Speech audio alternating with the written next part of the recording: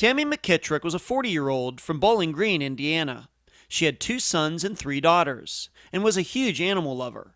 On November 15th, 2001, Tammy's children went to school, just like they always did. When they came home, Tammy wasn't there. Their father said someone picked Tammy up. She was never seen again. I'm Ed Dentzel, and this is Unfound.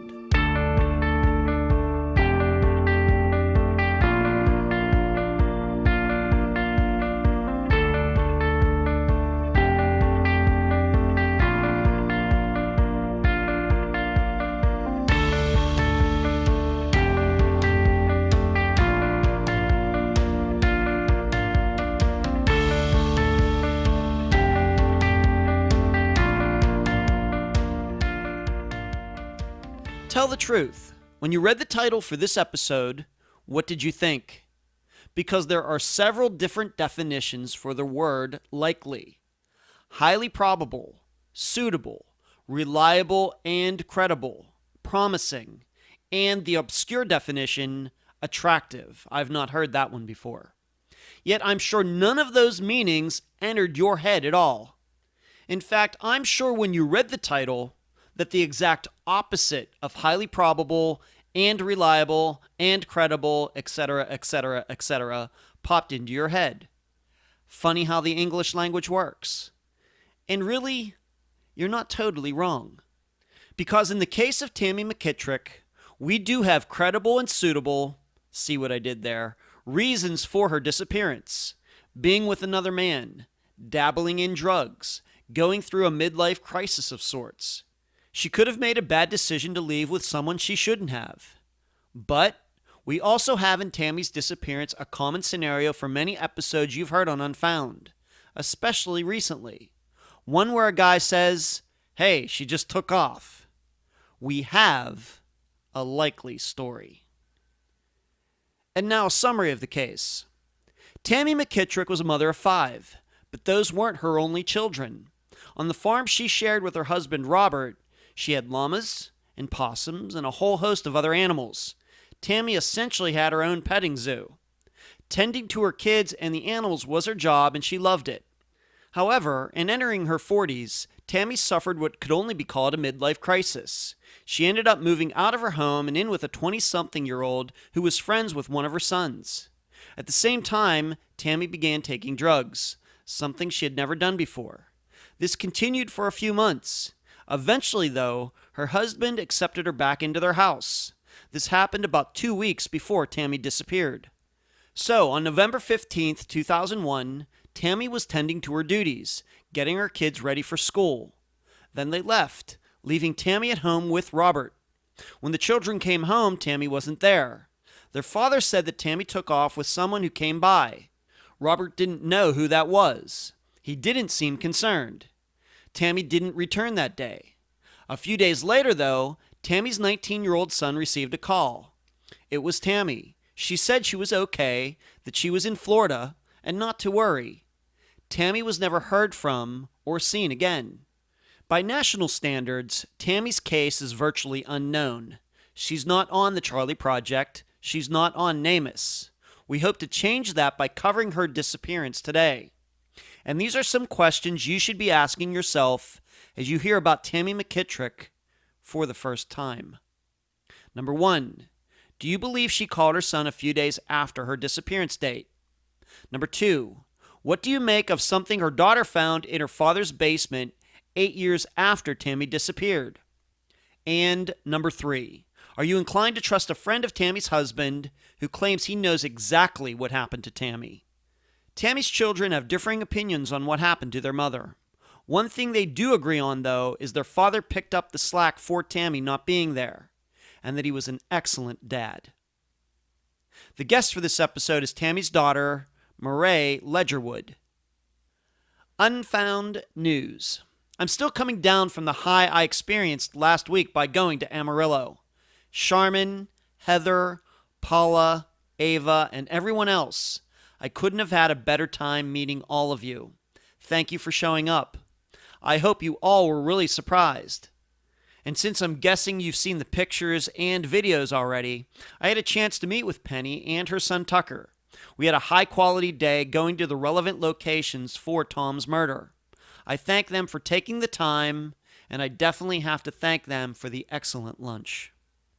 Next, everything is pretty much back to normal here at Unfound Central. I went to Fort Lauderdale for a few days, then I was in Amarillo, but now it's the standard routine from now until the end of August, when I'll be competing in a 3-day disc golf tournament in Orlando, and I'll be heading to Canada. Making phone calls, finishing episodes, writing books, etc. That's what I'll be doing from now until then. And finally, the August newsletter came out yesterday, August 1st. Like I always say, if you didn't get it, contact me to get on the email list. Thanks. And oh, thank you for all the birthday wishes. You made the day very special. Thanks.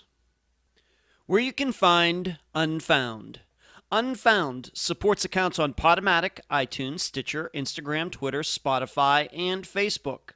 On Wednesday nights at 9 p.m. Eastern, please join us on YouTube for the Unfound live show. Contribute to Unfound at patreon.com/Unfound podcast. This week I need to thank Judy and T. You can also contribute at PayPal, unfoundpodcast@gmail.com. That is also the email address. And I need to thank Liz this week. Merchandise, the books at Amazon.com in both ebook and print form. Shirts at unfound-podcast.myshopify.com. And cards at makeplayingcards.com/sell/unfound podcast. And please mention Unfound at all true crime websites and forums. Thank you. I'm so happy to have on this episode of Unfound the daughter of Tammy McKittrick, Murray Ledgerwood. Murray, welcome to Unfound. Thank you for having me. You're very welcome. And we're going to start out in a unique place to start this interview because I think the listeners really need to learn this. You have a very unique first name, Marrae. How did you get it? My mother actually found it in the newspaper the day that I was born and named me after another woman named Murray. So there's actually two Murrays in the world that I know of. But yeah, she found it in the newspaper. It's a very unique name. Of course, as you know, I talk to a lot of different people all over the United States. So you think that there's only two probably out there with it, and you and somebody else with that first name. As far as Facebook's concerned, yeah. Okay. All right. Well, Facebook is the world, I guess, these days, so that would make a lot of sense. What's a beautiful name, as I've told you, and I wanted to get that out of the way because I had the idea the listeners going to be like, what's her first name? And I didn't want it to be a distraction, and I thought it was a great story, too. All right. So let's talk about your mother, Tammy. Of course, you were very young when she disappeared, but what was the McKittrick household like? Tell the listeners about your brothers and sisters, the overall culture of your home. It was a little chaotic. I had an older brother who's 8 years older than me. I was 11 at the time when my mom went missing. And I have two sisters, one that's 4 years younger and one that's 4 years older. There was a lot of chaos of kids running around. We had a lot of animals, possums, chickens, guinea pigs, wow, llamas, anything you could think of, we had it. My mom loved animals. So we did a lot of rehabilitation with animals and things like that. Mm-hmm. But other than that, it was a safe place. There wasn't anything, there was no abuse or neglect or anything like that. We were very well taken care of. It was a nice upbringing, really. Mm-hmm. And what kind of mother would you say that your mother was? Was she a disciplinarian? Was she laid back? Was she somewhere in between? How would you portray her? She was very laid back. She was a lot of fun. She was the comedian, the crack up. She was always the center of attention. She drew people in. She just had such a vibrant personality that people just loved to be around her. But from what all of her friends have told me, she was an amazing mom. Okay. And of course, 11 years old, I think by that time you maybe start to a little bit understand, maybe a little bit about the world and about friends having parents and everything. So you probably have a good handle on that. And would you say that your brothers and your brother and your sisters y'all got along, and or did you have to maybe break up fights once in a while? What went on in that area? Oh, we fought constantly, and it was like heavy duty WWE fighting. I mean, we didn't let anything go. There was actually one occasion where I broke my sister's nose with a glass bottle. Oh, oh my. I mean, we went at it. Mostly me and my older sister fought. My brother was too much older than me to even really care what was going on with me. So, and my younger sister was my mother's favorite, and she spent a lot of time with my mom. So mostly my older sister and I. Now, would your youngest sister say that she was the favorite, Murray, or is that? Oh yeah. Is that an objective opinion? No, she definitely was the favorite. There was an occasion when she busted all of her front teeth out swinging on a kitchen table and had to get metal caps put into her mouth. Oh. So she looked like Hannibal Lecter. And my mom actually took her for professional pictures after she got this done, and none of us other kids had ever had professional pictures in our lives. Oh my, So, okay. Well, I think that's certainly a story then. Then I understand what you're saying. Okay. How about your mother's work? Did she have a job, education? What was her interest? Obviously, with these pets, you've already talked about that, but possums and llamas and everything. That sounds like a very eclectic choice of animals. But what about her work and education? She didn't have much education. She got pregnant with my half brother when she was around 14 years old and dropped out of high school. And she didn't work. She stayed at home with us kids all the time. So she really didn't have much of a life outside of our family. She had some friends. But other than that, she was mostly with us kids and the animals. Yeah, she had 4 kids. She had maybe had a little bit of her hands full, right? Yeah, Right, yeah, definitely. Right, and of course we're going to talk about your father here in a second, but he was the one that earned the money, and your household was pretty good. Yeah. No, okay, all right. So he did. I guess it was your father did most of the work as far as the parents go. Then. Yeah, he actually was retired. My father was actually 20 years older than my mother. Mm-hmm. When my mom disappeared, she was a little over 40, and my dad was in his 60s.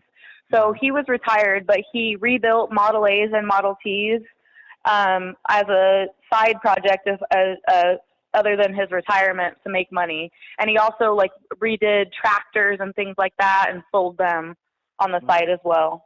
Okay, and I want to come back to him in a moment. However, we should mention this. This might be something having to do with the disappearance. Maybe not. Maybe it's an element. Maybe it's not. But your mother didn't drive a car. I have to admit that's Right. maybe a little odd for late 20th century into 21st century women. Maybe not so uncommon. Maybe 50, 60, 70 years ago. But why was that? She just was scared of driving. My dad actually got her a driving instructor when she was in her 30s and tried to get it so she could get her license, but she just was too scared to be out on the road. I don't know if it was an anxiety of hers that she had, but yeah, she never drove a vehicle. It wasn't like a thing where she just didn't have her license and still drove. She just never drove a vehicle. Okay. And so if she had to go anywhere, maybe your older brother, who I know was of driving age, maybe would take her, or maybe your father would take her, a friend, something like that. Yeah, mostly my father. We went pretty much everywhere together as a family. Okay. Now you said that already stated that your father was approximately 20 years older than your mother. How did they meet? Do you know? They met at a diner that my mom was working at as a waitress in Indianapolis. And they kind of hit it off, and that's about all I know about that story as far as the meeting, but I do know they met in a diner while she was working. Okay, and how long were they married at the time that she disappeared? I think around 14 years. Okay. We have to remember, like you already said, your oldest brother, who I believe was maybe 19 at the time of disappearance, he's a half-brother, so he has a different father. So that's actually, we have another brother. Oh, okay. That's a half brother that we weren't raised with. Okay. My mom's mom actually raised him. Oh, But my father and my mother didn't get married until my brother was about 5, and Okay. that's when they changed my brother's name to McKittrick from Fox, which is my mother's maiden name. Okay. Now I understand it. Thank you for explaining that to me and the listener. I was a little confused about that. So they were married once again for about how long again? 15 years. About 14 years. 14 years. Okay. Your father is, I have to say, having talked about him, and I've even looked, of course, he is not with us anymore. He died about 10 years ago, but seems like an interesting guy, very unique individual. What do you think you can tell the listeners regarding this? Maybe you need to start with his name, specifically his last name. Okay. So my father was a bit of a hooligan back in the day. He was associated with the mafia and things like that. He was actually put in prison when he was 17 years old for shooting his vice principal. And after he got out of prison, he changed his last name from McKittrick from Black to Mahan. And then once again, later on in life, he changed his name from Mahan to McKittrick. So it's kind of it's hard to look up information on him because he's had 3 different last names. Wow. I don't know. Okay, that's fine. When do you remember, finding out about this? That your for sure last name was McKittrick, but when did you find out about these other names your father had? When I was about 13 years old, my father and I were having a conversation, and he started telling me some of the things about his past, some of the things that he wasn't necessarily proud of. At the time, I was a teenager, and I was starting to get into some trouble. Nothing near as bad as what he had done, just sneaking out of the house and things like that. And he kind of sat me down and had a conversation with me and told me about his life and his childhood. And that's when we started talking about the last name changes. Did you ever never have an opportunity to meet anybody on his side of the family? Did he have any brothers or sisters? I'm going to guess, being that he was in his 60s, maybe his parents were deceased, well before maybe you even came along. But, did you ever meet anybody on his side of the family? Did you ever meet anybody with the last name Black or Mahan, for example? At his funeral, I did meet his brother. He did have 2 sisters and 2 brothers. And at his funeral, one of his brothers did come. I'm not sure, even at this time, how many of his brothers or sisters are still alive. He just wasn't necessarily close with his family. They lived in Ohio. We lived in Indiana. And it wasn't something that seemed all that important to him. So we never were really around his side of the family at all. Even his mother was alive up until the time I was about 12 or 13 years old, and we never even met her.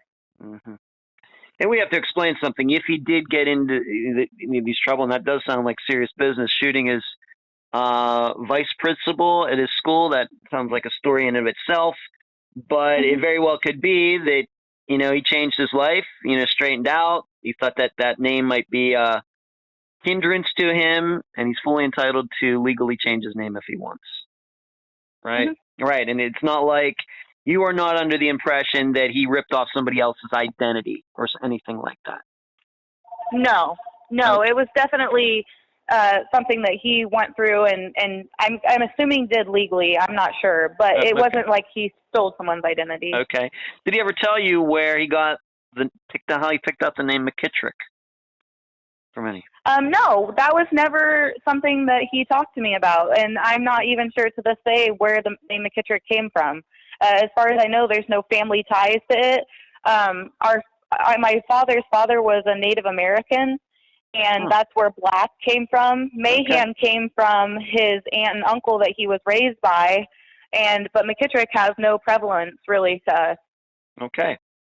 That's interesting. Maybe he got it from maybe a character in a movie or somebody that really looked up to, or something. Very, very possible. A lot of different choices there. How would you, once again, you being 11 years old, how would you explain your mother and your father's marriage, their relationship? Up until the end, up until around the time of my mother's disappearance, it really to me didn't seem like a bad marriage. They laughed a lot. They spent all their time together because my father was retired, so he was at home all day too. And like he would be out in the barn working on vehicles or something like that. But they spent a lot of time together. We did things together as a family. There never seemed to be any animosity really towards each other up until around the time that my mom disappeared. Okay, so just to be clear, you never saw any abuse or anything like that. Pretty good marriage. And we're, of course, I know we're going to have to talk about something very quickly, but the way you look at their relationship, it was pretty good. Yes. Yeah. Okay. And I know that in talking with you about your father, I know that you have a lot of respect for him. You thought he was a really great father. Great father. Okay. And how close were you to him? And who was his favorite? If your youngest sister was your mother's favorite, who was your father's favorite? Oh, I was by far my father's favorite. Oh, we spent a lot of time together. I spent most of my time out in the barn with him. We would work on vehicles, just do whatever needed to be done, and I would spend all day out there if I could. I didn't really hang out with my mom that much, but yeah, my dad and I were very close. Okay. All right. So we've talked about your mother, her personality, her being her mother, your mother, their relationship, what was going on at the house. Sounds like a very interesting household with all the animals and everything else. So was this like a farm or something or what? Oh, it was we had a lot of property, and yes, we did have like horses and donkeys, and so it was a farm. It was fun growing up on. Sounds like Noah's Ark, Murray. Yeah.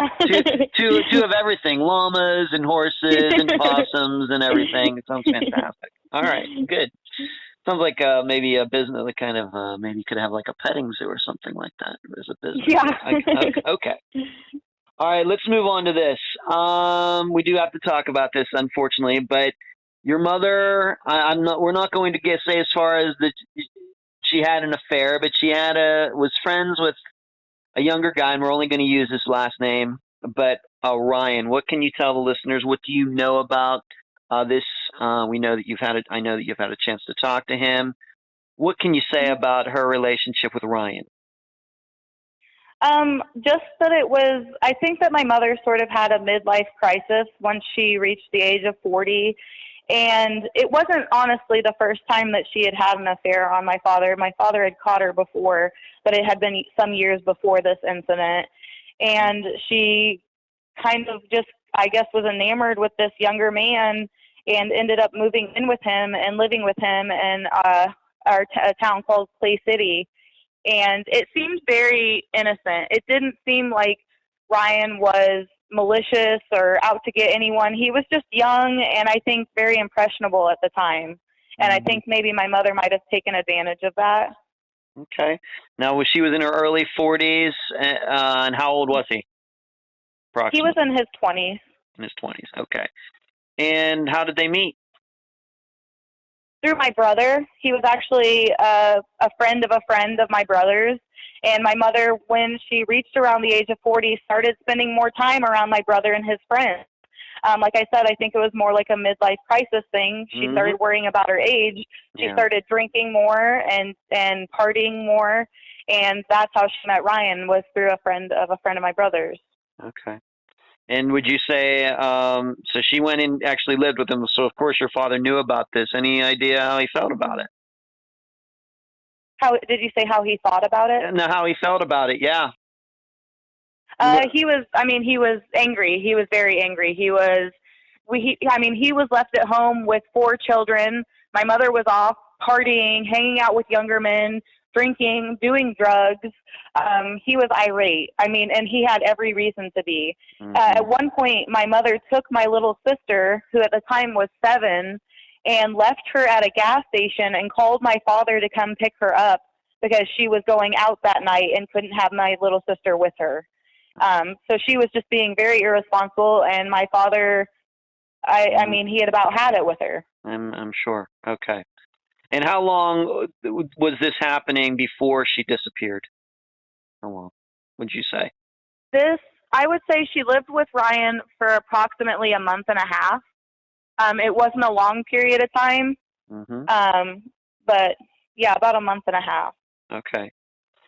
And how, once again, how long before she disappeared? Would you say that she moved out a couple months before, or 6 months Yes, a before? couple months before. Okay, thank you. Yeah, just a couple. Couple months. Okay.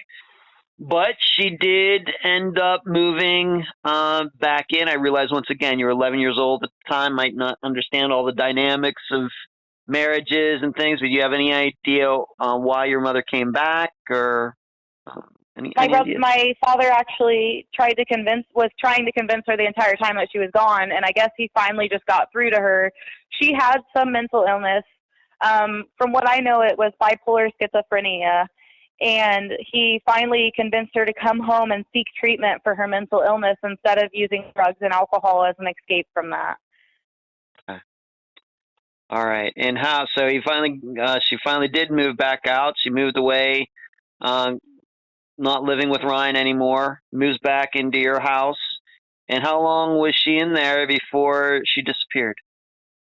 I'd say at most 2 weeks. Okay. 2 weeks. Okay. And how would you, the way you remember it, how would you explain those 2 weeks? Were they easygoing? Was everything kind of getting back to normal, or was it tense, or how do you remember it? It was tense.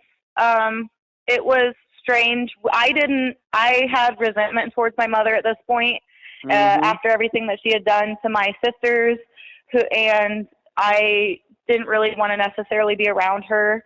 So I wasn't. Like I said, I spent most of my time with my father. My parents were both kind of on edge, and it was just a very uneven feeling about the whole situation. And even at 11 years old, you could sense that tension. Yes. Yeah. Okay. And would you say that your siblings maybe felt the same way? Could feel. Yes, I believe they did. Okay. All right. So she moved out for a while. Sounds like she has some things going on. So do you believe that alcohol and drugs? It seems that they were a problem. And had Yes, they been a problem for a long time, or maybe just a year, or No, how do you remember it?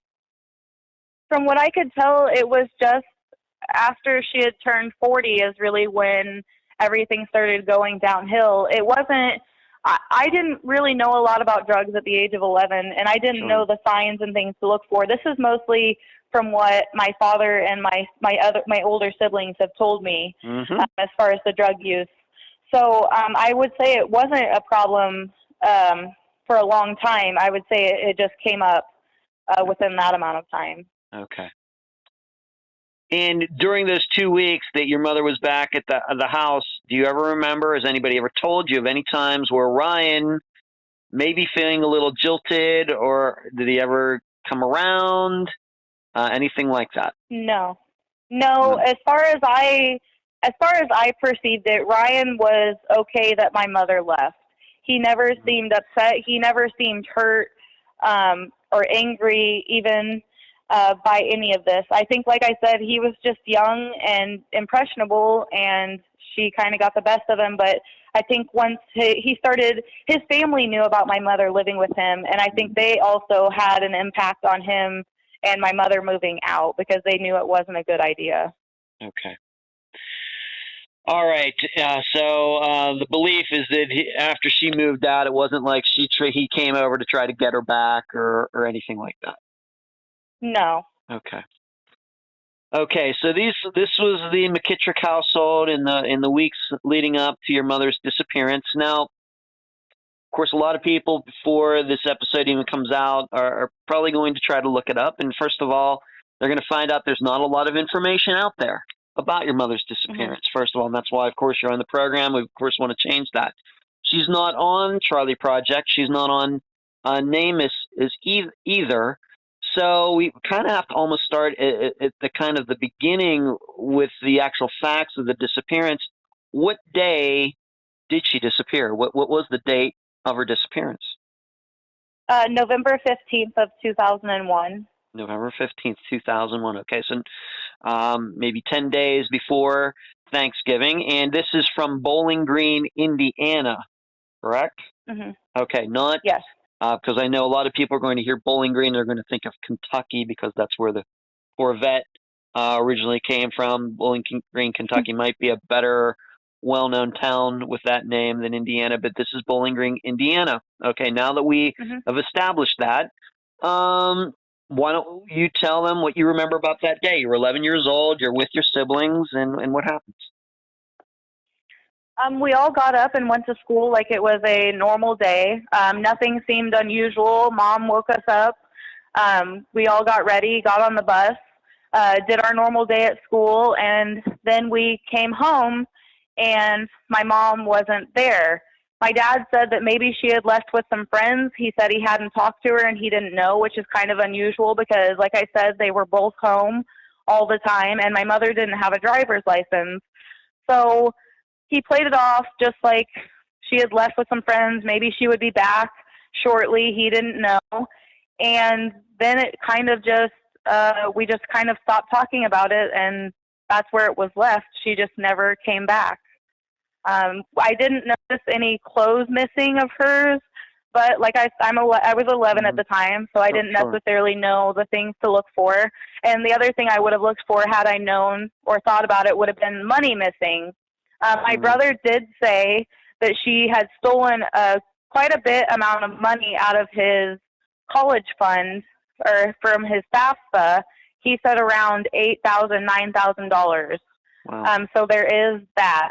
Okay, and I want to talk about and I want to talk Mm-hmm. about that certainly in a bit. But if I may ask, she's not there. You get home. You do have other siblings there. What were you saying, maybe between yourselves, without your dad hearing, talking about your mother? What were those conversations, if you can say? Do you remember them? Well, yes, I did talk to my older sister, and I were pretty close, and we didn't think anything unusual of it because it wasn't an unusual thing for my mom to have gone with a friend somewhere or gone over to a friend's house. So at that point on that day, we didn't really discuss it any deeper than we thought it needed to be, because at that point it was a normal occurrence. Now later on, when mom just never came back, we had heard a rumor that she had called my brother from Florida and said that she was in Florida and was staying there. And so then that was our answer. That's all we knew, was that mom was staying in Florida, and we didn't know if she would be back or not. Wow. Okay. And I want to nail down that the timeline here in a moment. When did you personally start? I mean, I know about this phone call, but before that phone call, I mean, did you worry right away, you personally, but maybe in a few days, you just that was just the way your mother was. And of course, we have to remember that it wasn't just a month before that she was outside of your house living with another guy. So maybe it was possible you were thinking she went off with another guy? Right. I never had any reason to not believe exactly what my father had said to me about anything. Mm-hmm. So when it came to thinking about mom or thinking about her disappearance, I just had wrapped my mind around the fact that she was gone again, and that was that. Because before she had disappeared, she didn't disappear, but she left us. And why wouldn't I believe that it would just happen again? Sure. She'd already done it once. Mm-hmm. Sure. That makes a lot of sense. It does. But in those weeks after, I'm guessing then that there was no police report found or filed, no missing persons report filed. What was, none at all. If somebody called the house looking for your mother, what did your father say? Or, if anybody answered the phone, if any of her family called, what was the answer? Do you know? He would say that she ran off again. Okay. She had left again, and we didn't know where she was. Okay. Did your father, when he explained this, did he make it sound like she was gone for good, like she wasn't coming back, or was it more like, well, she went off with some friend and she'll be back eventually? I mean, no, the initial day that she left, he made it sound like she would be coming back. But later on into the weeks afterwards, he made it very clear that she would not be coming back, whether she chose to or not. My father was done with her drug abuse. My father was done with her disappearing on us children, and he was done with her. And I mean, he had even said it sometimes, if she came back, I'd kill her. You know, Wow. he didn't want us children subjected to Wow. that anymore. Wow. Okay. All right. And what about her stuff, her clothes, her shoes? What was done with all of those things? I mean, were they disposed of or stored right away, or did they remain in the closet for a while? How do you remember maybe something like that? They remained in the house for a while until a few months later, and we cleaned up everything that was hers and disposed of it, including pictures of her. I actually only have about 5 pictures of my mother, and they're not very good photos, but my father disposed of those too. Okay. So it was just then it just ended up being you and your siblings, and my understanding is your brother that was 19, he was not at home when she disappeared. Was he at school or something? Right. He was at college in Vincennes, Indiana, Vincennes University. Okay. So it was all the younger kids. I guess your older sister and your younger sister were home then with your father. And what were those next months like? Um, what did you guys do? Did your mother's name ever, your mother even come up in conversation? No, we never talked about it. It made my dad cry. So we just honestly avoided the subject. He was very emotional all the time. He drank a lot more. He was very distant. He didn't talk to us kids as much as he usually did. And it was a rough while. Am I then to understand then if how close or how well did you know your mother's side of the family? Not well at all. We maybe visited them 4 or 5 times. They didn't exactly agree with my mother's lifestyle when she was younger, and they kind of wrote her off. She didn't have a lot of contact with her family. So there wasn't anybody on her side of the family. It seems like your father was just happy to say, you know what, she ran off, she's not coming back. My idea would be, though, that if your mother was closer to her family, they might not take that explanation so easily. I guess that's at least my experience. But did any of them do that? Did any of them, once they did find out she was missing, maybe they weren't close to her, did they start pushing your father a little harder? Anything like that? No, I think. Please. No, I think that my father was a very formidable force, and they knew that. He was not somebody that you just messed with or you tried to push for information that he wasn't willing to give. When he put his foot down, it was steadily down, and there was no begrudging him of that. They did not try, none of her family came around or even really tried to talk to us kids after she left and disappeared. Okay. Now, the listeners should know that I did have a chance to talk to a friend of your mother's. I'm not going to use her name. Going to keep her identity a secret. But regarding friends that your mother had, did they kind of just, once again, the way you remember it, that they just accepted as well? She just ran off, and that was that. The way you remember it. The way I remember it, no one ever questioned what my dad had said. But I did hear that one of her friends tried to file a missing persons report after she disappeared, and the police chief of Clay County actually told her that women go missing all the time. They leave their families all the time. This isn't something I need to spend my time looking into, and dismissed her. Yeah, well, none of that was true at all. Wasn't true in 2001. Yeah. It's certainly not true in 2019. It wasn't true in 1970, and I don't think it was ever true. So I don't. That's just a bizarre comment for that guy to make, and that's pretty sad because it sounds like this friend was trying to do the right thing. Even if your mother did run off, I think it would still be appropriate for somebody to take a police report. But so your impression then is the friends, except for maybe one or two, they just kind of accepted the story too that she ran off. Just kind of. Well, especially with her history up till then, with going ahead and moving out and she was on the drugs, and Mom was a free spirit. She kind of went where the wind blew her, and that was just part of her personality. Okay. All right. Um, so she's gone. Eventually, though, your father does find a new wife.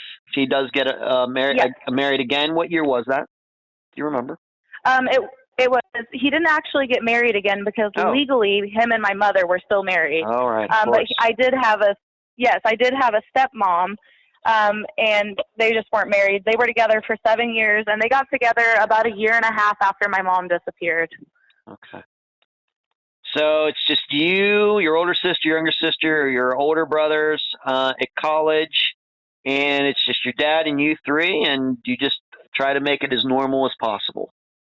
That's how you would Yes. explain. Okay. And as I said before, you were your dad's favorite. You got along great. He was a great father. Did all the things that a father is supposed to do from that time until you became a young woman. You graduated high school or whatever. Hmm. Okay.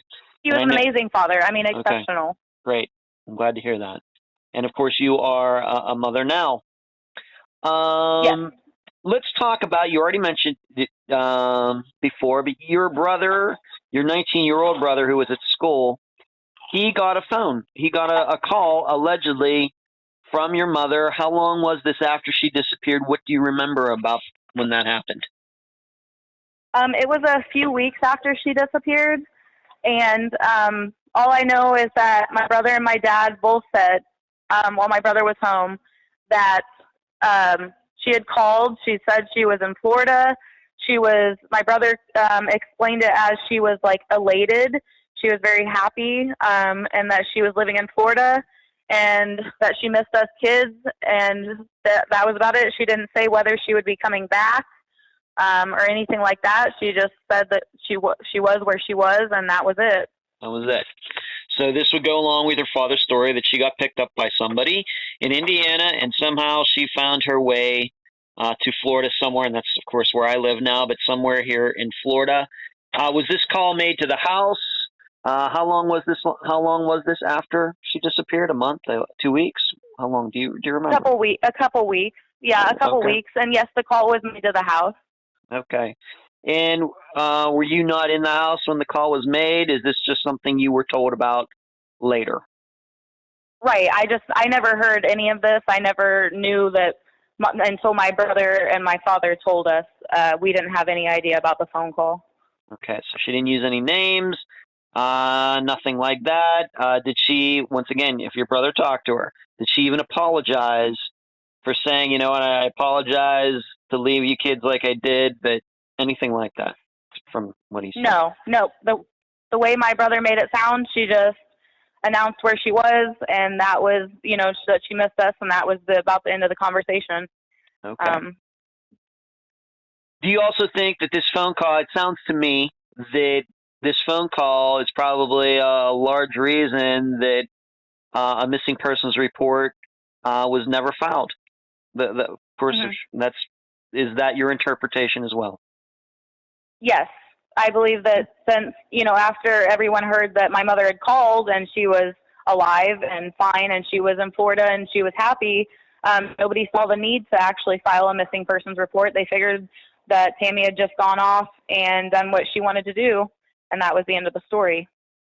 Okay. You'd mentioned this money story, $8,000. That's a lot of money at any time. Please explain. Maybe we can go into a little more detail of that story. Again, what did your brother say about his college fund? He had said that parents are able to access your FAFSA information and things like that. And she obviously knew my brother's social security number. He had said that he had money placed for his college around the amount of $8,000 to $10,000, and he was at school and he went to pay for his housing or something along those lines with this money, and the money was all gone. And it had showed that my mother actually took the money out of the account and had left with it. So did he discover this money was missing before or after she disappeared? I believe before. Before. So he would have found this out, and do you know if he gave her mother a hard time about it? I mean, Do you know I anything about do that? not know. Don't know anything Nope, about that? I do not know. Okay. When Mm-mm. did you first, I know once again, 11 years old, and you might not understand exactly what a college fund is and how all that stuff works. When did you personally hear about this money being missing? I did not hear about the money being missing until maybe a couple years ago, actually. Wow. My brother actually told me about it. Yeah. A couple years ago, so like 2016, 2017. Right. And she disappeared in 2001. Mhm. Wow. Okay. So does it sound this money that would have been in there, would that have been money that your brother had been saving for college, like by working as a teenager, or was that money that was given to him through a grant? How did he end up having that amount of money in this account anyway? I believe it was money given to him by a grant or a scholarship. It wasn't something that he had saved for. Okay. All right. So if we're it's certainly possible. It's not the first time I've heard about parents, ripping off their kids. She goes in there, has access to the money, planning to leave, and then he finds out about it, but we're not sure the kind of conversation she and he had about it before she disappeared. Okay, and it's like you said, your understanding is about $8,000. Mhm. Okay. Let's move on to this. And we once again have to remember that this is a case that is not on the Trailer Project. Of course, I'm hoping that's going to change. I hope to talk to my friend Megan Good about her starting a page for Tammy's disappearance, and she's not on NamUs either. That's something that we could talk about a little later. But so a lot of these things are not being heard till now. Now, you've told me at some point after your mother disappeared, the bathroom, the kids' bathroom in your house was redone. Let's talk about that. And this topic is going to come up a little later in another discussion. But for right now, just tell the listeners what you remember about that. It was just strange at the time because there was nothing wrong with the actual bathroom that I could tell at that point. So for my father to take the time and money to redo that, it was just a strange occurrence for us. Okay. When you mean I'm not really a home guy, I hardly ever been in Home Depot, Lowe's, but it was at a complete redo, like new tiling, new tub, new sink. I mean, how complete was it? Yeah, he did everything besides like the tub and the toilet. The floors were completely redone. The walls were painted. The molding was replaced, and that was about it. Okay. And you thought that was odd.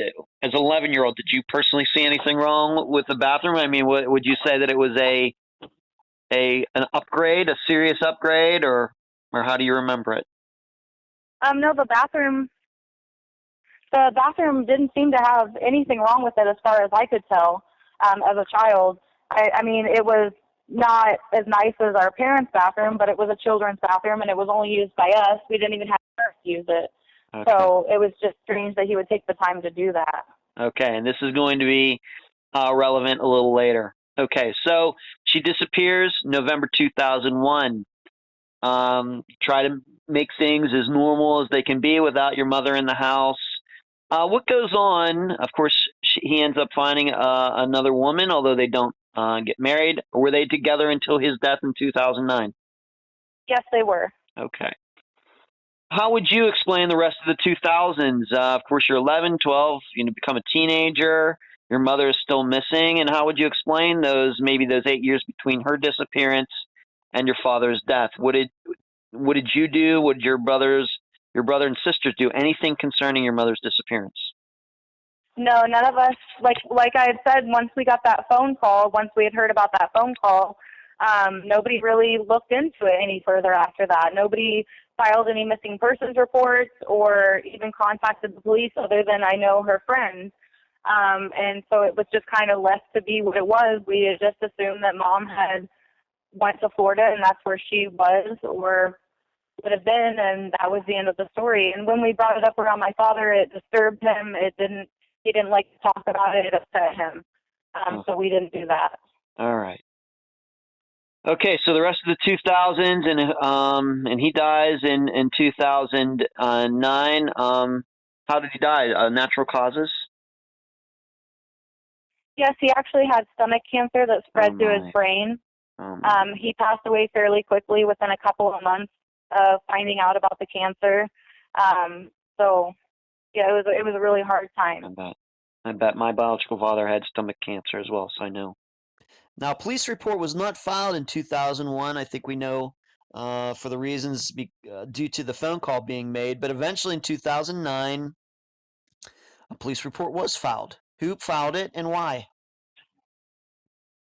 It was a friend of my dad's. He came out after my dad passed away and said that he thought that my father had killed my mother. And so he filed a police report based on that information. Is this something that we're not going to say this guy's name, and he's, of course, he is deceased now as well? Yes. He is. Okay. Had you ever heard him say anything like this to you or anybody else until 2009? No. No, up until the point my father died, we had never heard this story before. I had never heard this story before. I don't know if people in the town had heard it, but us kids, not that I know of, didn't hear anything like that.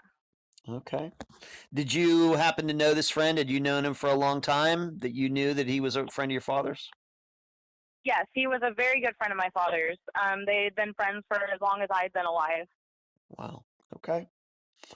And then in just all of a sudden, the way you understand it, all of a sudden your father dies, and then maybe within a month or a few months, he's going to the police with this story that your father killed your mother. Mm-hmm. Okay. Did you have a chance to talk to this guy one-on-one? Of course, you'd been maybe 20 years old, 19. Did you have a chance to talk to this guy one-on-one about this? Yes, I did. He had basically said that when my father was on his deathbed, you have to understand that when my father was on his deathbed, he was on a lot of morphine. Of course. The pain was excruciating. Half of his face was actually paralyzed because the cancer had moved up to his brain. So not all of his words were audible, something that you could understand. But oh, dang it, I said the name. Can you bleep that out? I will. I'll bleep that out. No problem. All right, cool. But his friend had said that on his deathbed, my father talked about an axe, hiding an axe, that he needed to get rid of this axe. And also said that my father had borrowed a box truck from his friend, a friend of his, around the time of my mother's disappearance. And when he received the box truck back, there was blood in the back of it. And that was where he came to the conclusion at that point that my father had killed my mother. And he kept this a secret for all those years, 8 years, I guess. Mm-hmm. And do you, being that he says that your father said this on his deathbed, and we completely understand about the drugs, and I think we all know about cancer, and it's horrible. Is this person, this friend, saying that he did not realize any of this until your father said that to him on his deathbed? No, the way he explained it, he had these suspicions about my father killing my mother for the entire time after my mother had disappeared. Mm-hmm. Okay. But he wanted to wait until your father died before he wanted to talk about it. Yes. Okay. Do you think he was maybe a little afraid of your father and what might happen if he went to the police while your father was still alive? I'm sure that he was. Okay. Yeah. Okay. Now I have to ask, being that he finally did file this report and you got to talk to him about it, I have to ask, in the preceding years, 2003, 2006, 2007, did you and your siblings maybe start having the same thoughts about your father? No, it never crossed my mind that my father would have killed my mother. Okay. I guess that I was just, my father and I were so close, and I never thought that he could have done something like that. And until we started really putting things together, the thought never crossed my mind. Okay. So when this friend came to you, when you found out that he filed this police report, you got to talk to him, you were like totally surprised. Totally surprised. Yes. Okay. Yes. And did your other siblings, especially being that your brother claims that he got this phone call from your mother from Florida, did he have a chance to talk to this friend as well? And what was your brother's reaction to this? My brother's reaction to the entire disappearance of my mother is that he doesn't care. He doesn't care one way or the other. He believes she was a bad person. He doesn't want anything to do with her. And so he's not necessarily concerned about her whereabouts. Okay. So we have this friend saying one thing, what your dad said on his deathbed, and I'm guessing there was nobody else there to maybe back up that comment. It was just the two of them. Right. All right. So we just have this friend's word that this is what happened, but on the other hand, we have to kind of compare this to what your brother says. This phone that he got, not long after your mother disappeared, that said she was just fine and she was in Florida. Those things seem to contradict each other. Okay, what did the police do once this report was filed? Nothing. They did nothing for 10 years. Nothing.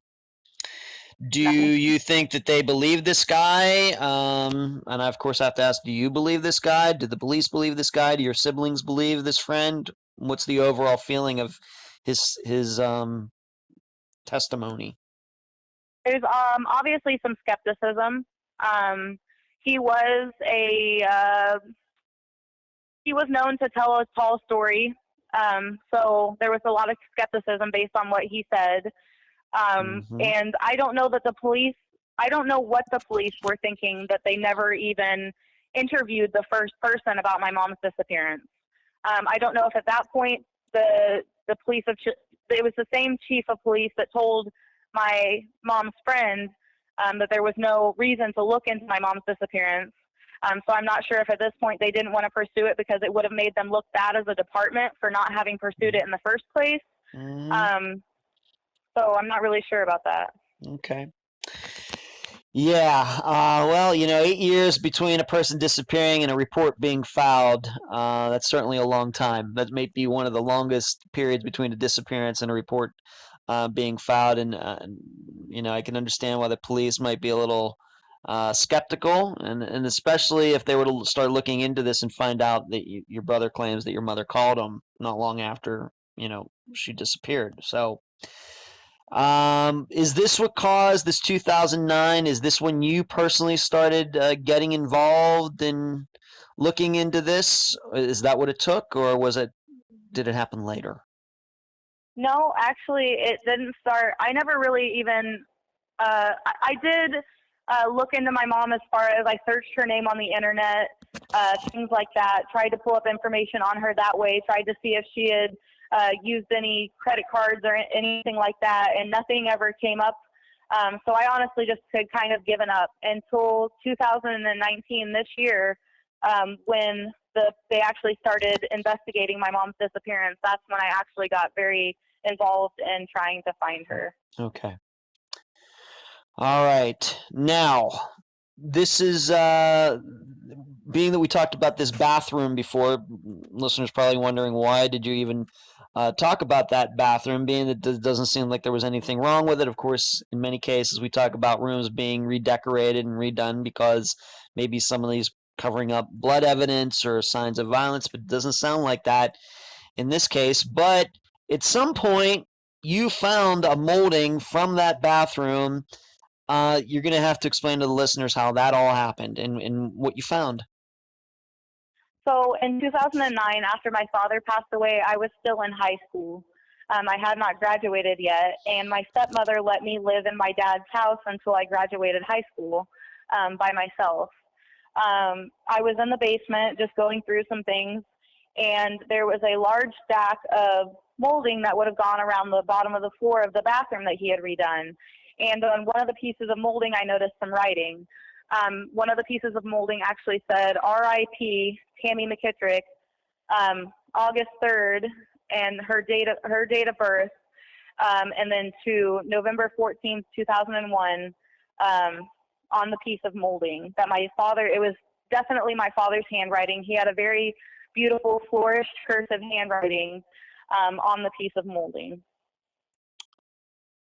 What did you do when I can't imagine seeing something, finding something like that. What did you do when you saw that? I was freaked out. And this is at the time when I was just now hearing about my father possibly murdering my mother, the rumors about that. Mm-hmm. So it freaked me out. It scared me. I didn't know at that age, at 18 years old, I wasn't necessarily smart enough to report this information to the police or do anything with it. I just kind of kept it inside and dealt with it that way. So your father kept the moldings from a bathroom that he redid 8 years before that. Hmm. Mm-hmm. That's that. I guess I have to say I'm surprised by that just alone, but the date and this morning, and it was certainly your father's handwriting. Did you show this to your? Of course, I can't call her your stepmother because they didn't get married, but your father's new partner, girlfriend that was now living in the I house. told her about it. Yeah, please. I told her about it. She wasn't living there at the time. She was actually living out of state with her sister. Okay. I told her about it over a phone call. I did show the guy that I was dating at the time. He saw it. Mm-hmm. But those are the only people that I really told about it. Okay, but you didn't show it to the police. No, I did not. All right, Murray, please understand, I'm not trying to give you a hard time about this, but I just need to ask these questions so the listeners can understand this. So, of course, the police did not get to see it. What did you do with it after you saw it and showed it to your boyfriend at the time? What did you do with it? I left it where it was. It was in the basement. And my stepmother actually has cleaned out the basement since then, and it's no longer there. Wow. When you saw that, did you think that being that you knew that this friend was already talking about your father's involvement in your mother's disappearance, did you think that this was a clue, or did you think what were you thinking? I definitely thought it was a clue. And to be honest, I thought so highly of my father that I didn't necessarily want his name tarnished after death with this being put on him, especially when he had no way to defend himself. That's one of the reasons that I didn't contact the police about it. I didn't necessarily want people to think that my dad was some kind of evil person that murdered my mother heartlessly or something like that. Yeah. And we just need to reiterate this. There was a date of her birth and then the exact date that she disappeared written on this. Yes. So it was almost like when you look at like a gravestone. And was it an Exactly. epitaph? You see a person when they were born, the time that they died, and the date that was written on there was the exact date that you went to school and you came home and your mother was gone. Yes.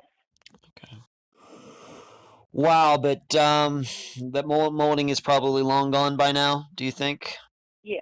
Yeah, I'm sure it is. Okay. All right. Well, let's talk about that's very that's a new one for Unfound for sure.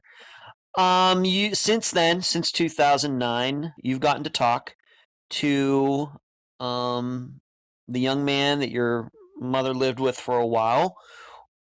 I tell the listeners how that went, what the discussion entailed, etc. I saw him at a local bar one night I was in, and he was in at the same time, which is uncommon because he doesn't come around local bars or anything like that anymore. I tried to have a discussion with him about my mom and the things that had went on. He was very on edge, did not want to discuss it.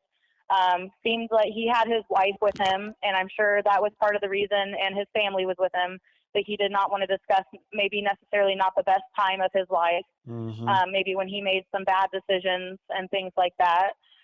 So yeah, we really didn't have much of a discussion about it. He didn't seem angry or anything like that. He's obviously moved on with his life, and I'm happy for him in that. Did you ever express to him the idea that the possibility that your father did something to your mother?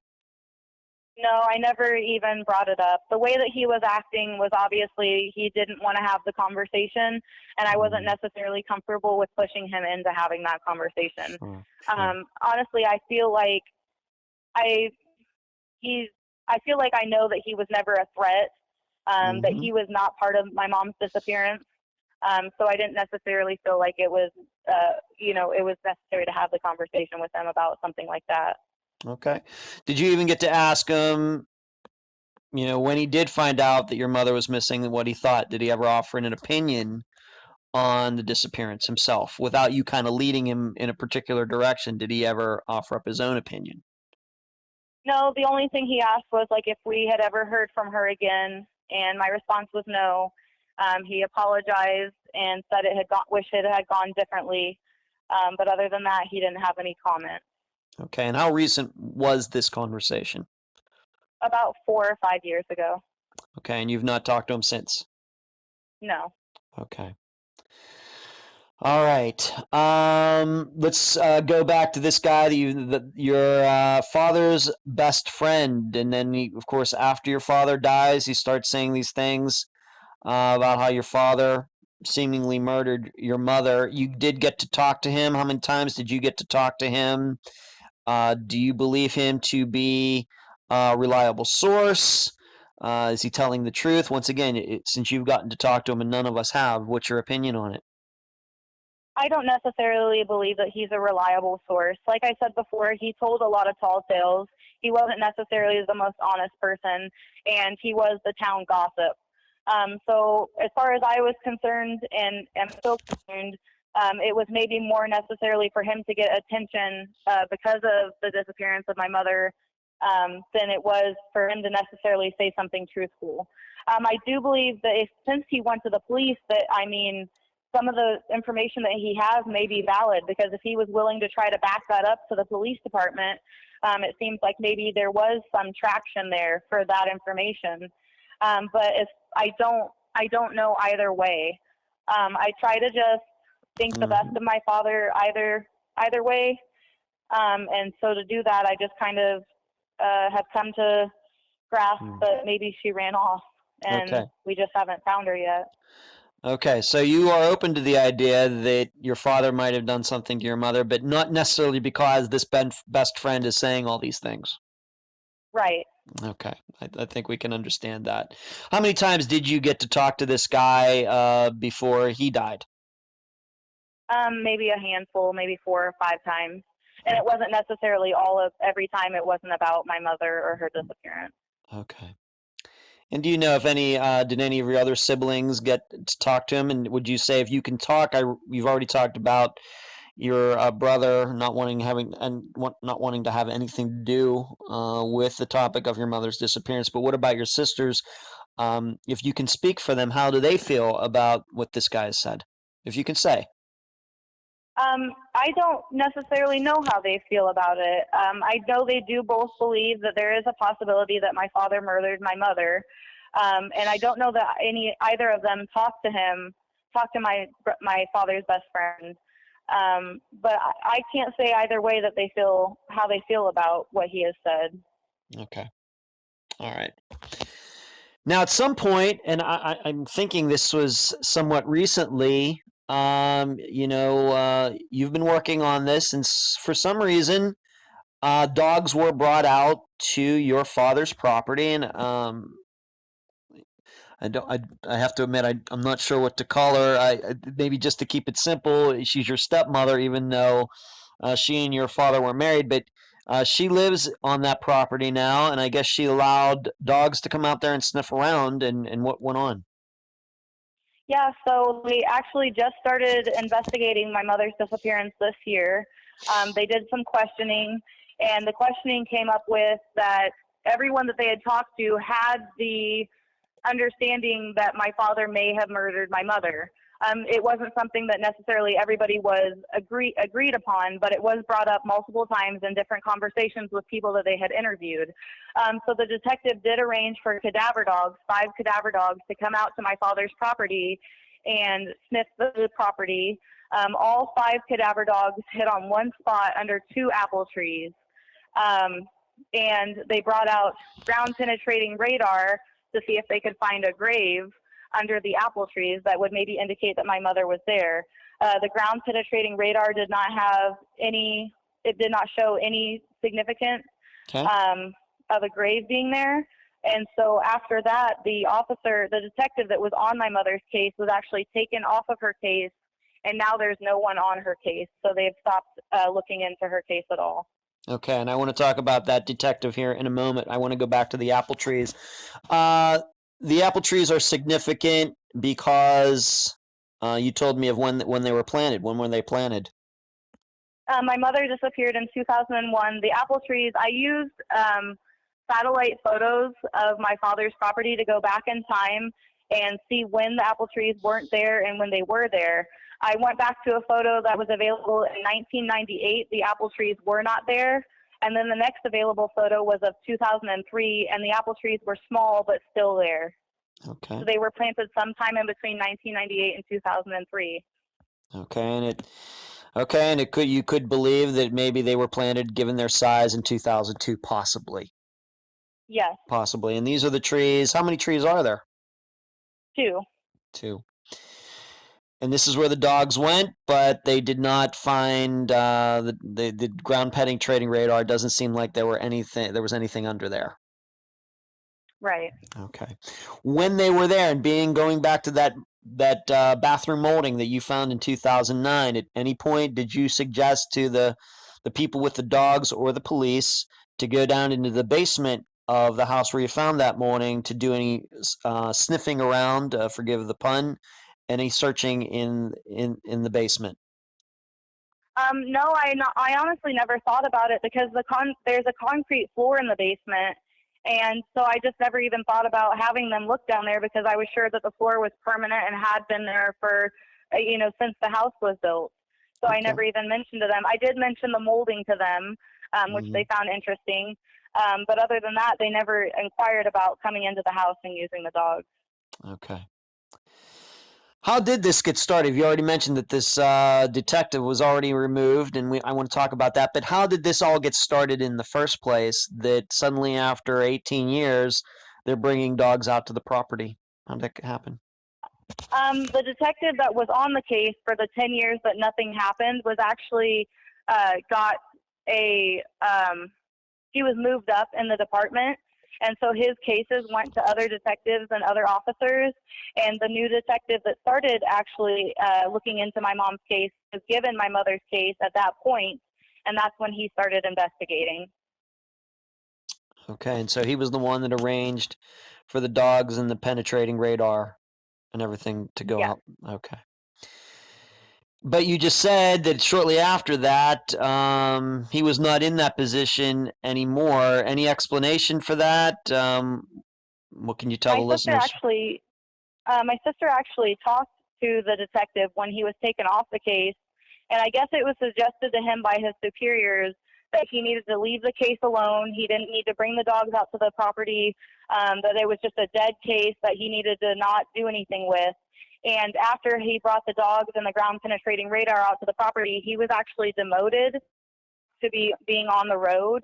My understanding was he felt like it was because he actually looked into my mother's case, so they didn't necessarily want someone doing that.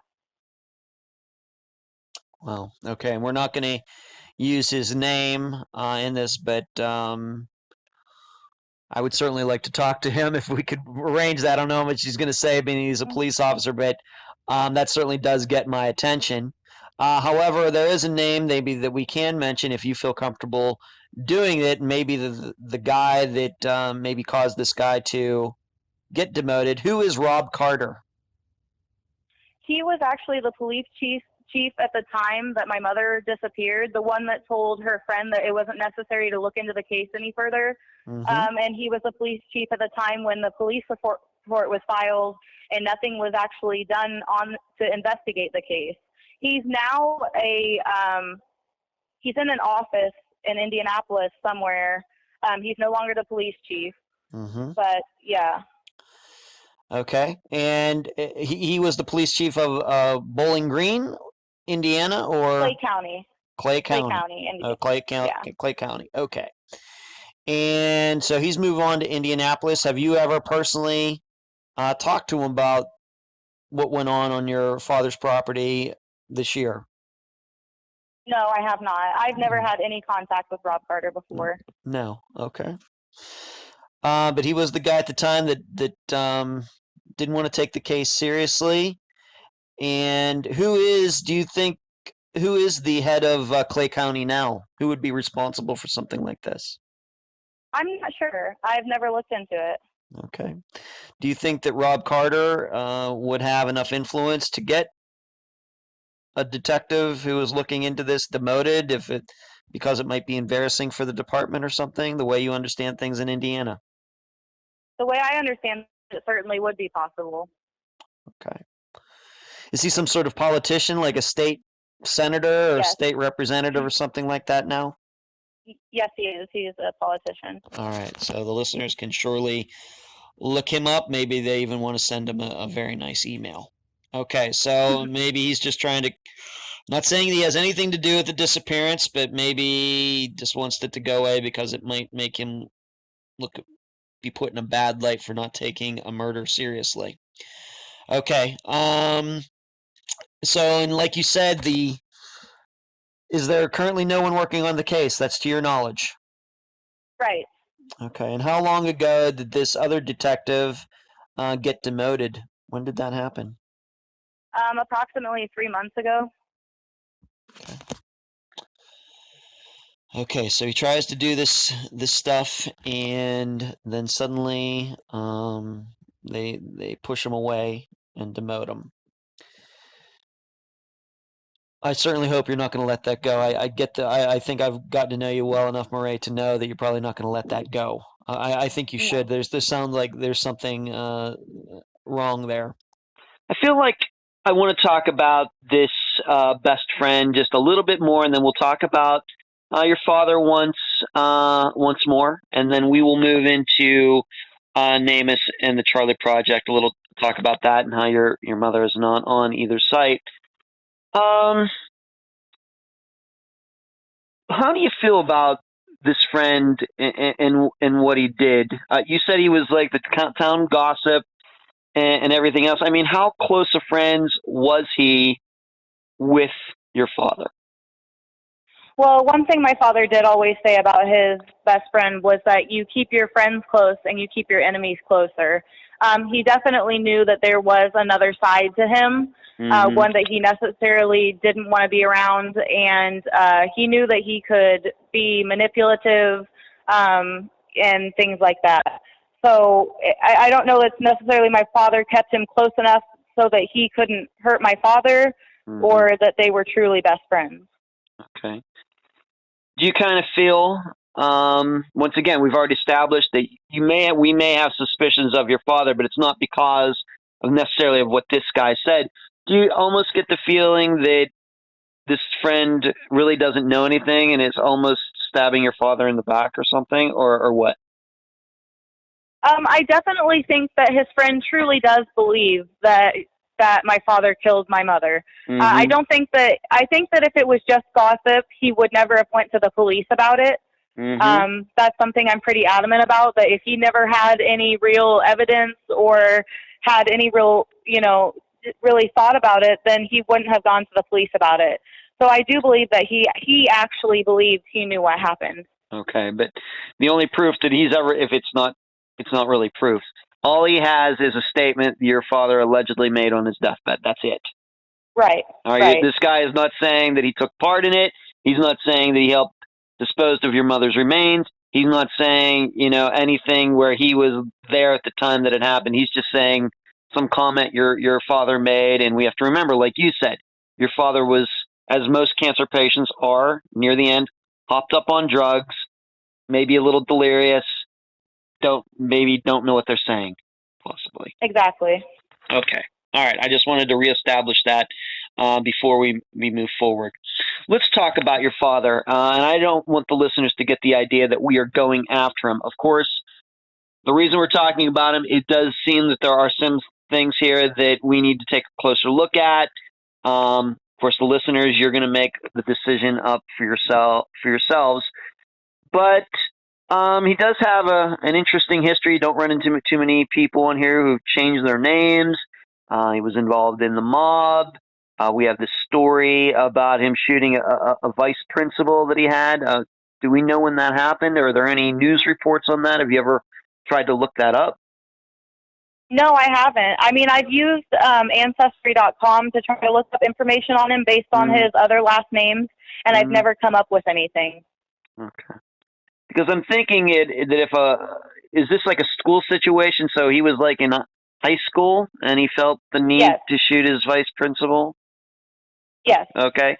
I'm sure I'm going to guarantee the listeners are going to try to find that somewhere, maybe on newspapers.com or something. Would this have been in Bowling Green or somewhere else? Do you No, believe? this would have been in Ohio. In Ohio. Okay. Well, maybe that'll Yes. help them try to narrow that down, and we'll see. Because I want to believe that it's true, but on the other hand, as a guy, I know sometimes we like to tell tall tales about things. So I just don't know. Have you, regarding your father, you've had a chance to talk to his? I don't want once again. I don't want to call him his new wife, but his girlfriend about him. What has she said? If you can say, and we haven't used her name, but what has she said about your father? And have you ever talked to her about your mother's disappearance? Yes, we have talked about my mother's disappearance, and we've also talked about my father. She's said that my father was nothing but gracious, kind, and patient with her, but she did know that my father has another side, and that she didn't necessarily see it. My father never in any way tried to hurt her or beat on her or anything like that. But she does know and believe that my father was capable of murdering my mother. She did say that. Yes. Wow. Once again, we have not used her name, and we're not going to. But do you think that she ever felt in fear of your father? No, I don't believe she ever did. My father, I mean, through the years, he mellowed out a lot. And I can only assume that maybe he learned, if something did happen between him and my mother, he maybe learned a lesson from it. I don't think it was the type of thing that he was a murderer and would necessarily just murder anyone. I think that maybe it would have been a special case. Like an argument gone wrong, something like that, too far. Yes. Argument gone too far, which is something we talk a lot about on Unfound. I'm inclined to believe a lot of disappearances in this vein are very much like that. However, there really is no proof that your father did anything to your mother, is there? Right. Nothing. Right. Over the years, anything that you ever thought that was unusual? We know about the bathroom. We know about the apple trees and the dogs there. Anything else that you can remember back to being on that property as an 11-year-old, getting older, that now you look back I guess you're in your late 20s now, that you look back and say, well, maybe that is kind of weird. Something that you look back now at. No, I don't. No, I don't necessarily think that there's anything that I look back on besides the things that we've discussed. That I really thought that it was it might have had to have something to do with my mother's disappearance or anything like that. Pretty normal. Mother leaving. My father was such an amazing father that we almost didn't even miss having a mom because he took up both spaces and did it well. Okay. Let's talk about this. I've already mentioned we don't cover too many cases that are not on either the Charlie Project or NamUs. Are you familiar with NamUs? Have you been trying to get your mother listed on there? I think that would greatly increase the profile of your mother's case, more people knowing about it. Anything going on along those lines right now on NamUs? Yeah, I actually contacted the director for our area with NamUs. I emailed him and was trying to get my mother's information on NamUs and possibly have them take like a DNA sample from me and have that on the database as well, but he's never emailed me back. Okay, how long ago was that? A couple months ago. All right. My opinion, just to tell you publicly, you probably should get back to him. I don't know what was going on in this person's life, why they didn't get back to you, but you should. That's very important because it very well could be that your mother remains were discovered somewhere. That doesn't mean your father did something. That doesn't mean somebody else. We just don't know. but her unidentified remains could be somewhere. Her DNA could be on a database. And without your DNA or your sisters or your brothers, there's no way to match it. Oh, Name is gonna, exactly. so you, I would be a little more proactive on that, in my opinion. So Okay. and if there's anybody in the Unfound audience that can maybe even help you further with that, I'm sure those people will contact you. And of course, once they hear this interview, because I have quite a few what I would call NamUs experts in the group, and I'm sure they could maybe give you some advice and some things. So I hope they'll do that. Perfect. And then as far as Charlie Project, you are familiar with that site, No, I charlieproject.org? am not. Okay. That's a private site. It's like NamUs, but it's a private site. It has about 10,000 missing persons cases on it. The owner of that site, Megan Good, is a friend of mine. She's been on the program, and I'm sure she will hear this interview, and I'll be talking to her about getting your mother's case on her site as well. Great. Okay, so once again, because like we started out this conversation saying how there's not a lot of information out there right now, and of course, I'd like to help change that for you. Of course, with Thank Unfound, you. I NamUs, appreciate that. and so when people go to Google and they hear about your mother's case and they do a search for it, things start popping up. Yeah. That might be help you, and who knows, somebody might come forward to say, you know what, I remember back at the time, and I remember seeing something. So you never can tell. But getting on those sites is certainly going to help help move this case forward. You just mentioned your father, how he kind of took on both roles, both as father, I guess, and mother once your mother disappeared. But really, what's this been like for you and your siblings since I think 2001? it's been a crazy ride. We never expected anything like this to happen to us. I It's been hard. I mean, not knowing where my mother is for the last 18 years. I mean, that's difficult. I have no closure. And when they brought out the cadaver dogs and they hit on that one location, I thought for sure at that moment we were going to have the closure that we've been looking for 18 years. And it's still just out of our reach. I would love to just know where my mother is or where she was, and just finally be done with it. To be honest with you, it's been an ongoing thing for 18 years, and I'm really not have to worry about it anymore. I still look for her face when I go places, public places. Wow. I look for her. Sometimes I see people that look like her, and I even think about approaching them and talking to them, not knowing if this is my mother or not. And that's difficult. It's an emotional roller coaster. But I'm really just ready to have some closure, to be honest. Okay.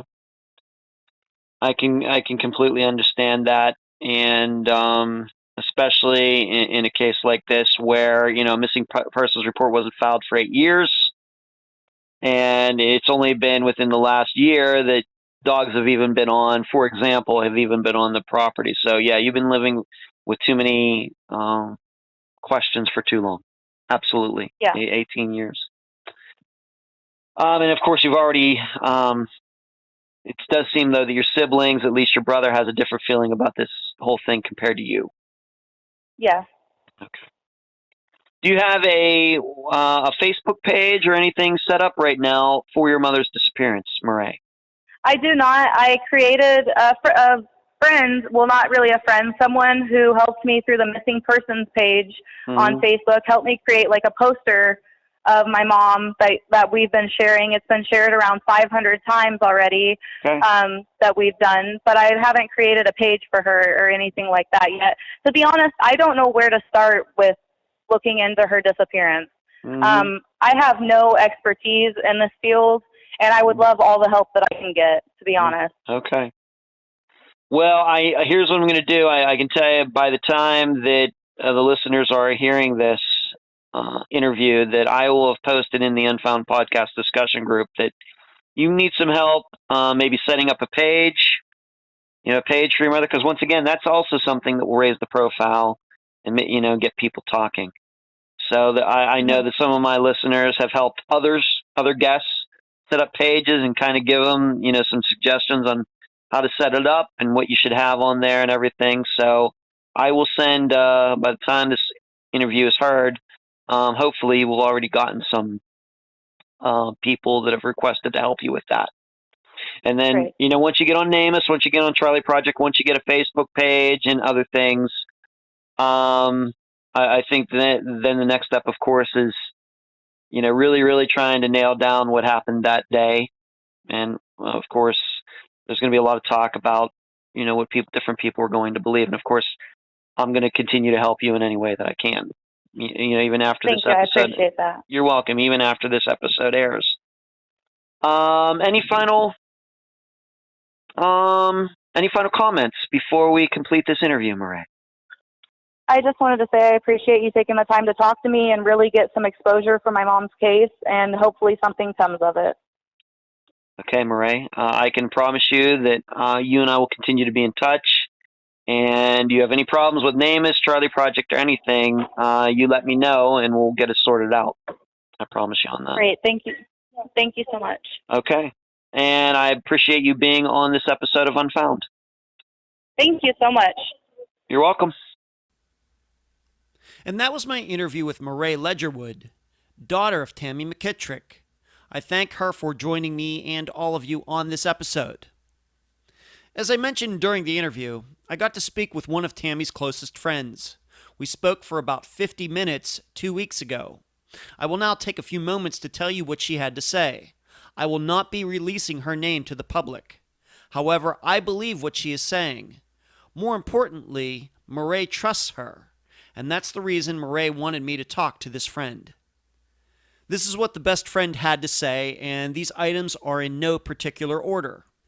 This friend actually saw Tammy the day before she disappeared at church, and they had talked about getting together that next day when Tammy disappeared.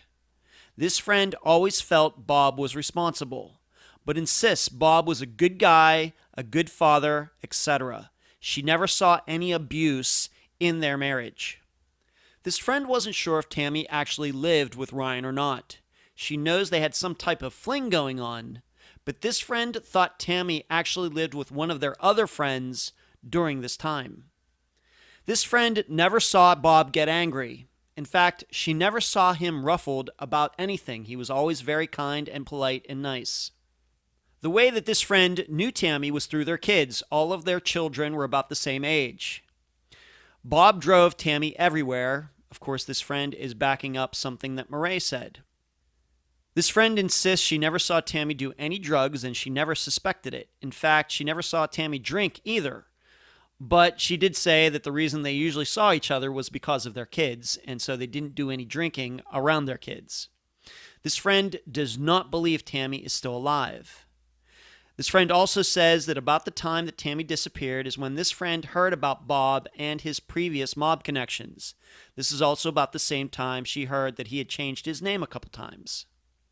She claims that Tammy met Bob at a strip club, although this friend does not believe that Tammy was ever a stripper. This friend says that when she would go over to Tammy's house, she would always see a lot of guns. She claims that Bob helped another guy in their town change his identity. This guy died a few years ago. She says the name of this guy could be Bob Hayes, Hayes, but she is unsure on that, and she is not sure what year he died, but she claims it was fairly recently, once again, just a few years ago.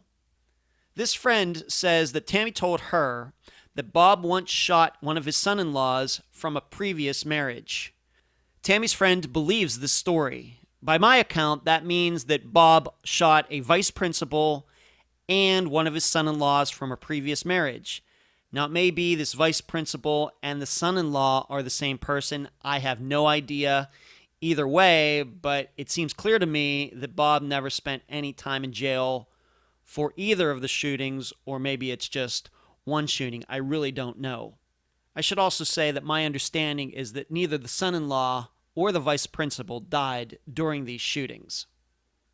Back at the time of the disappearance, Bob told this friend that Tammy had a doctor's appointment on Thursday, But Tammy said nothing to this friend the day before, once again, when they were at church, about this doctor's appointment. This friend believes that is something that Tammy would have told her. Bob told this friend that he went out and he was coming back to take Tammy to this doctor's appointment, and when he came back, Tammy was gone. However, he also told this friend that he thought that Tammy got into an 18-wheeler with someone. This friend says that the day after, which would be Friday, November 16th, that Bob called her to see if Tammy was at her house. This friend says that she called the sheriff's office at some point regarding Tammy's disappearance. She says the sheriff told her someone had already called him about Tammy's disappearance, which is interesting given that there was no missing persons report ever filed until about 8 years later. Bob told this friend that he found a positive pregnancy test in the bathroom of the house after Tammy disappeared. She claims, this friend says, that Bob figured Tammy would be back, that she'd only be gone for a few days. This friend knew about Bob's friend stating that Bob did something to Tammy. That's something that we talked about in the interview. However, like what Murray said, this guy is prone to telling stories. This friend saw Bob quite a bit after Tammy disappeared because their children were involved in similar functions, and not once did Bob mention Tammy at all. However, she insists that Bob was always nice and he was very generous. This friend lost her husband at some point, I think, after Tammy's disappearance, and Bob helped her out, paying some of her bills to get her through this tough time. She insists that Bob never made any sexual advances toward her after Tammy disappeared. They were strictly friends and they got along very well. And that the general consensus among Tammy's friends, as much as they liked Bob, they thought he killed her. And those are my notes from talking with one of Tammy's best friends. Something I also did is I tried to figure out where Bob might have gotten the last name McKittrick. How did he pick that name out in contrast to any other name? And I found at least 3 possibilities. Number 1, there was a character in the movie War Games with Matthew Broderick. This character was played by Dabney Coleman. What's interesting to me is it sounds to me, putting the whole timeline together, is that this movie came out in 1982, 1983, somewhere in there, and that could be around the time when Bob did change his name to McKittrick. There was a Kit McKittrick in the spy film The Fallen Sparrow. That came out in 1943. It's a fairly well-known film noir movie. And then third, probably most interestingly, the McKittrick Hotel is in the film Vertigo. Now, why is that interesting? Because in that movie, a woman changes her identity. Overall, the way I see it, the toughest part to reconcile in Tammy's disappearance is the phone call that her son received a few days after November 15th, 2001. Because I think I know you, the listeners, decently well. I'm guessing you don't believe that call happened. And that's very easy to understand why you think that. Tammy wasn't very descriptive. She didn't apologize, and she didn't say who took her to Florida or if she went by herself. The tough part is understanding why the brother would make something like that up. Did his father ask/force him to do it? Did this brother do it in an attempt to cheer the other kids up so they'd believe Tammy was still alive? Or did the brother do this as some kind of prank, truly believing his mother would be back soon? We just don't know. And to remind all of you, this brother has stuck to his story to this day, 18 years later. Or is there another possibility? Maybe a woman pretended to be Tammy called, and the call was short enough that this brother didn't realize the woman wasn't his mother. Yeah, that sounds a bit outlandish. But don't forget the Lucinda Hewell's case, Unfound, covered in October 2017. You can look that up to understand what I mean. The other issue is the bathroom molding, the one that Murray found in the basement. I should first note that Murray said that 14th was written on the molding.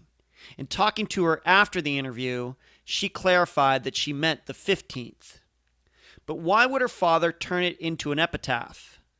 Better question, why did he write the day of her disappearance as the day of her death? Even better question, why save it if he indeed did kill Tammy?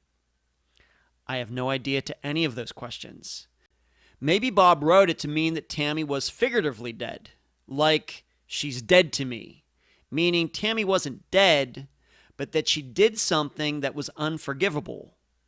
I guess it's possible. The biggest problem is the molding is gone. As for Bob's past history, to me, specifically Bob's mob connections, him shooting a vice principal, him shooting a son-in-law, not seemingly going to jail for anything, they all feel like likely stories. I'll leave the rest of the theorizing up to you.